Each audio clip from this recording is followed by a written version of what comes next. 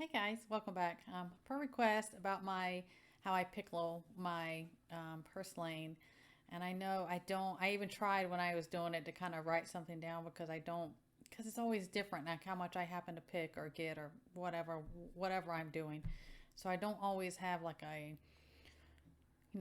exact measurement recipes. I follow it drives me crazy. I just do it by just I guess so long my whole life doing those things as far as I adjust it for the amount. So I'll go over how I did it. In my picture, you see, like I got a lot of the purslane, chopped, and I just give it a big sink bath and let it soak for a little bit, and because it's really dirty, and you may have to drain that out and then do it again. Make sure there's no bugs or dirt. I was picking pine straw on mine. Any like dead or kind of yucky looking pieces, you take that out, and then it's like a long process. It's kind of like I say it's like snapping beans with Granny on the porch. It seems like it takes forever because and you break them into.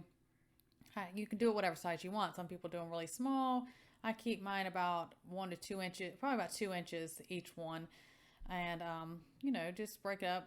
You keep the stems and the little leaves on there. I don't put the flowers. Now, if I'm just out there and I grab some and I eat it, I'll eat the flowers too. It doesn't bother me. But if I am pickling them and stuff like that, I don't keep the flowers. I throw all the scraps of any of that stuff. I throw it to my ducks and chickens and stuff like that. It's really good for them. So get it all washed up, and then you have a scrap bucket, and then the other one, and then I give it a good rinse. I put mine in a big colander after I go through and pick it and make it into pieces sizes I want, and then I give it another good rinse. And then as far as like the what I had today, you saw it wasn't even quite a pound of what I had. I end up doing 5 pint size jars. When you put it in your jar, pack it down really tight because it shrinks so much. I mean, like as tight as much as mine were packed. If you see one of the last pictures where it was after I had done the water bath canning, it really just shrinks down to almost nothing. So remember that, and with my brine. So, like mine, I do apple cider vinegar and water. Like today, I did, 2 cups of apple cider vinegar, a cup and a half of, good filtered water. And you can add whatever spices or anything you want to yours. I mean, this is just, I like a lot of my things, it's a little bit different each time, or sometimes I do different batches because one family member likes this in it, the other one doesn't. But today, my pretty basic, what I usually do, and I did I did a teaspoon of kosher salt. You don't have to use, you can use just any non-iodized salt or pickling salt or whatever you want to do. Just make sure it's non-iodized. I use kosher salt in mine. I put peppercorn. I just poured some in the palm of my hand, threw them in there. I did about a half a tablespoon of minced garlic.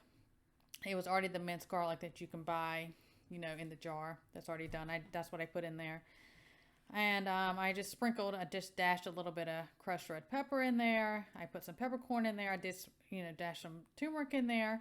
And then you're going to need something like sometimes people will put, like sugar in it, like a tablespoon or more of sugar.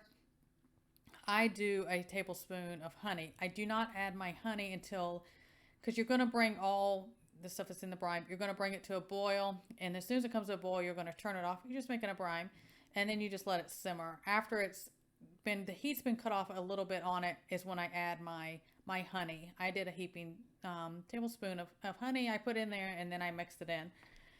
And then after, you're just going to pour that brine over your, the packed jars. Just make sure, and I make sure there's, I kind of move things around, like the airspace, make sure there's no bubbles or anything in there. And you want to make sure that the purslane is submerged because it's going to want to kind of stick up, and there's little branches, they're going to try to come out of that. So just make sure, that's on there.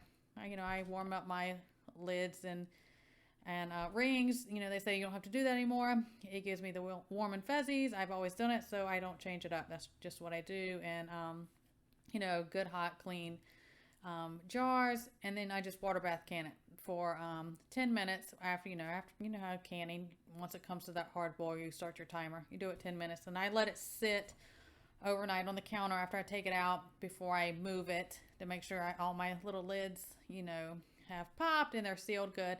But I still let this sit at least a week, kind of fermenting in that before I open it and ever use it. So give it at least a week. I think I covered everything how I do it. But it's easy. And then I ended up with so I did those 5 little pint jars, and then I think about a quart size amount was left. I just put, a quart freezer bag amount. I filled the rest of that up and stuck that in the freezer. It's really simple.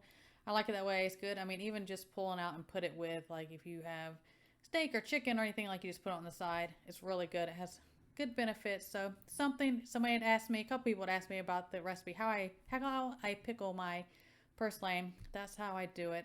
So everyone stay well, God bless, and I will see you next time.